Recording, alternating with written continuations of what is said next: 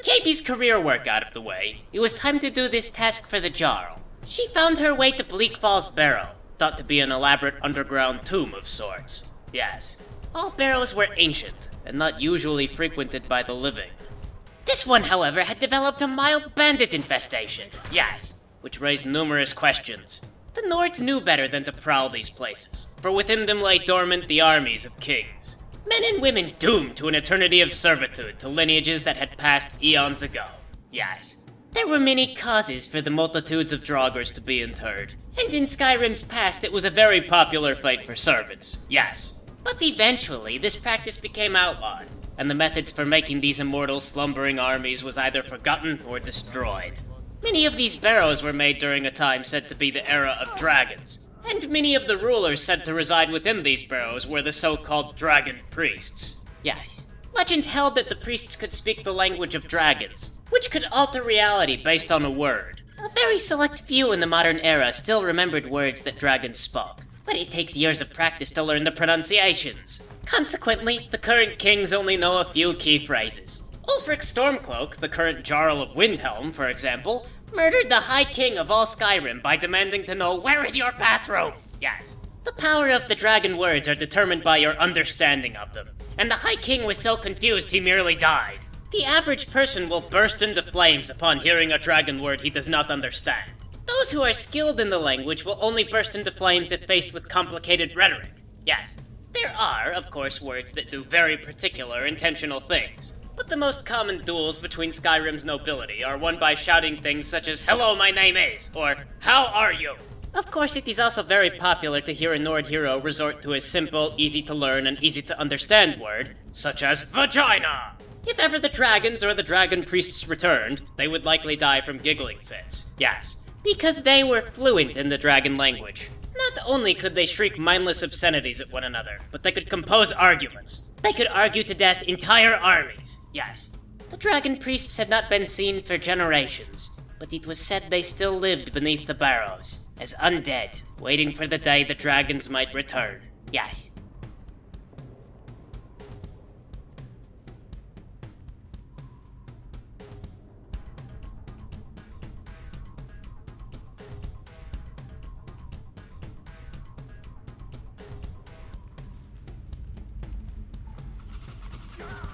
Here Kaybe found what could be generously described as a puzzle.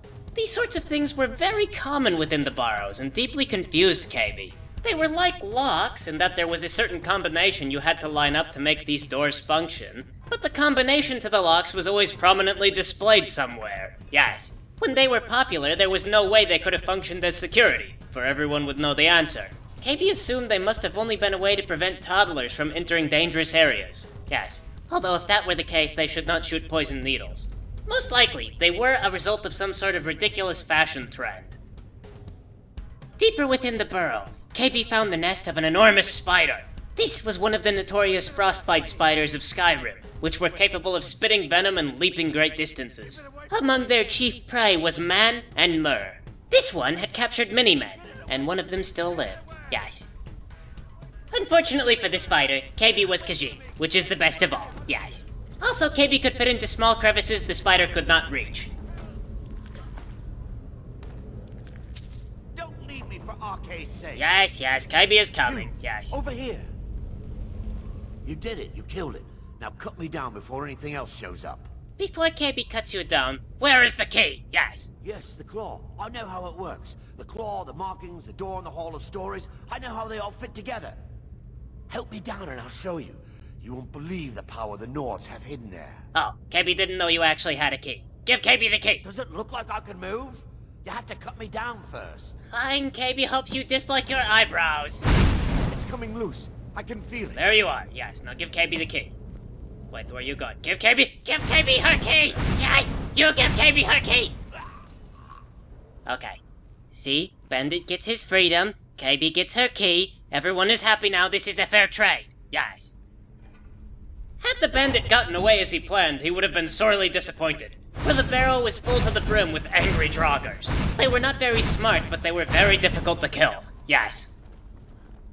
The Hall of Stories was another puzzle lock. Interesting because one required a key, and the answer to the puzzle was inscribed upon the key. thereby invalidating the need for the puzzle. Yes. Perhaps the entire system relied on the puzzle being unintuitive and stupid. For who would ever think to check the back of the key for the answer to the puzzle that required the key?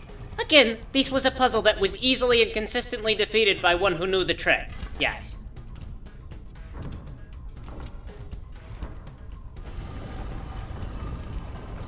Beyond the door, Kaybe found another wall with the blue words that chants "Oosh, oosh, oosh, oosh," and has the sparkles that fly into Kaybe's eyes and make her go blind. Yes. In a distant part of Kaybe's mind, she realized the word she was reading was force. And then a draugr popped out of a grave. The draugr chased Kaybe in circles until he grew tired, and then Kaybe slapped him to death. Yes. He was carrying the dragonstone which the Jarl sought. With all her jobs complete, Kaybe stole a horse and rode it swiftly back to the Brotherhood sanctuary. Yes. But the Night Mother is mother to all. It is her voice we follow, her will. Would you dare risk disobedience? And surely punishment? Keep talking, little man, and we'll see who gets punished. Oh, be quiet, you great lumbering lapdog. The man has had a long journey. You can at least be civil. Mr. Cicero, I, for one, am delighted you and the Night Mother have arrived. Your presence here signals a welcome return to tradition. Oh, what a kind and wise wizard you are, sure to earn Our Lady's favor. You and the Night Mother are of course welcome here, Cicero. And you will be afforded the respect deserving of your position as keeper. Understood, husband? Oh, yes, yes, yes! Thank you, thank you, thank you! But make no mistake, I am the leader of this sanctuary. My word is law. Are we clear on that point? Oh, yes, mistress! Perfectly! You're the boss! Ah, there you are. Good. I was done speaking with that muttering fool anyway. We've got some business to discuss. Astrid has the contract for Kaybe, yes? I do indeed. Yes. You must go to the city of Markarth Soon. and speak with the apothecary's assistant. You'll probably find her in the Hag's Cure when the shop is open. Soon. The girl's been running her mouth. Wants an ex-lover killed. She's apparently performed the Black Sacrament. Her name is Muiri. I need you to talk to her, set up the contract, and carry it out. Kaybe will do this thing. Anything else? Just do whatever the contact wishes. Be professional, represent us well, and get the job done. Soon. Since it's your first contract, I'll let you keep whatever Muiri pays. She'll be generous, I'm sure. They always are. Okay, Kaybe will do this thing. This man is interestingly dressed. Yes. Not exactly like an assassin. Kaybe would not suspect he is an assassin. But Kaybe would not trust him around children, or valuables, or the bathroom. Yes. Your lettuce exploits. I've been looking for you. Got something I'm supposed to deliver. Your hands only. Let's see here. Ah, a letter from the Jarl. Moving up in the world, eh?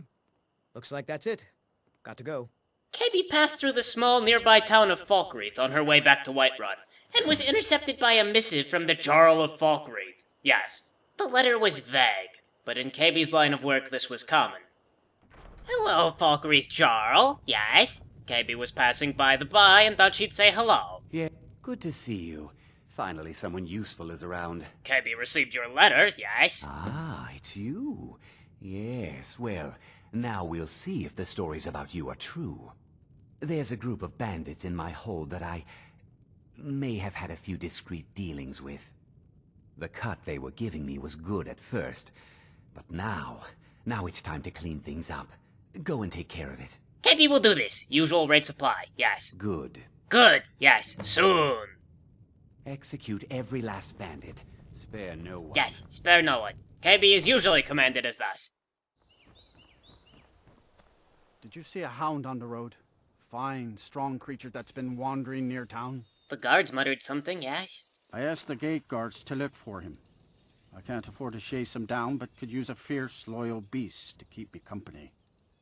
If you were willing to retrieve him for me, I'd give you some fresh meat to attract him out on the road. Kaybe guesses she could if you are offering payment, yes? Oh, it's a smart man to demand something up front for his work. Some gold now and some when I have my dog. Here's the meat. Okay, Kaybe will run out and capture a dog, yes?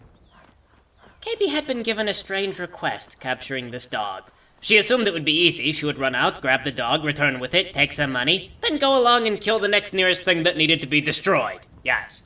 However, unfortunately for Kaybe, dogs are horrible creatures innately possessed of evil. Yes. You are exactly what I was looking for. You look for Kaybe. Do not turn this tables. Kaybe looks for you. Yes. Yeah, I think it'll be just what I need. You see, my name is Barbas, and I have a problem I think you can help sort out. What does the disgusting talking dog wish from Kaybe? Yes. My master and I had a bit of a falling out. We got into an argument and it got rather heated. He's kicking me out until I find someone who can settle our disagreement. That's where you come in. Kaybe thinks you are at fault and you should apologize, yes. How does Kaybe help? Thank you. Now, since he banished me, Vile's been rather weak. He can't manifest very far from one of his shrines. Wait, Vile? I know there's a cult that worships him at Hamar's Shame. We should be able to talk to him there. If this works out, I'll make sure you're rewarded. Hey, just don't trust any offer he makes you, okay?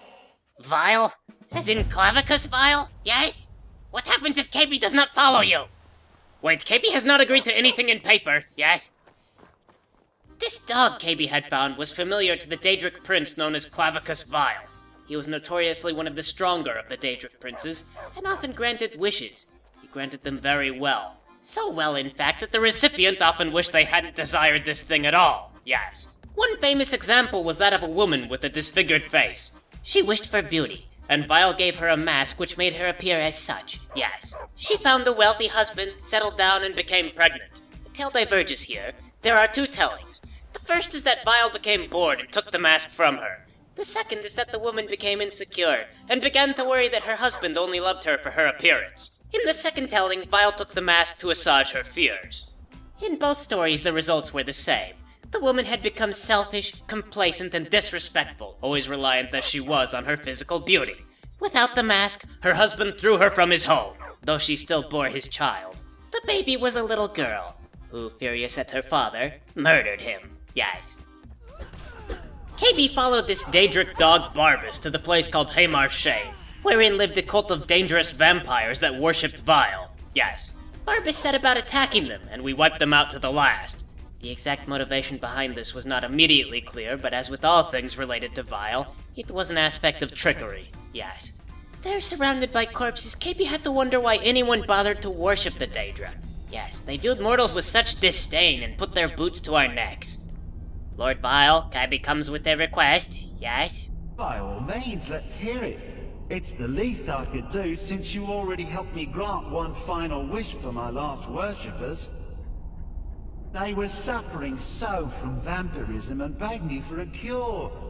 Then you came and ended their misery. I couldn't have planned it better myself. So, what's your heart's desire? What kind of deal can we strike? Kaybe would like to be able to shoot lasers from her eyeballs, yes, please. Really? Power? Haven't you already killed enough of your foes, using the more mundane means at your disposal? Swords, magic, etc. How uninspired. So Kaybe asked for eye lasers? As much as I hate to say it, you're almost as powerful as I am right now. But that's just because half of my power resides in that mutt Barbas. Hey, come to think of it, I know of a win-win situation for both of us. Okay, what deal does the god of lies and trickery offer Kaybe? There's an axe. An incredibly powerful axe. An axe powerful enough for me to have quite a bit of fun indeed. If you bring it to me, I'll grant you my boon. No strings attached, no messy surprises. At least not for you. As I recall, it's resting in Bleakfalls Barrow. Barbas can lead you right to it. Little Mutt might even earn his place back at my side. Okay. Kaybe will go find the axe for Lord Vile, yes. So, Barbas, tell Kaybe about this axe, yes. One of Clavicus's little Jess. A wizard named Sebastian Lord had a daughter who worshipped her seed. When the daughter became a werewolf, it drove Sebastian over the edge. He couldn't stand to see his little girl take on such a bestial form. The wizard wished for the ability to end his daughter's curse. Clavicus gave him an axe. Interesting, yes. Kaybe is sure this is exactly as straightforward as it appears. The gods had chosen Kaybe, yes. Kaybe just wished she'd been chosen by different gods.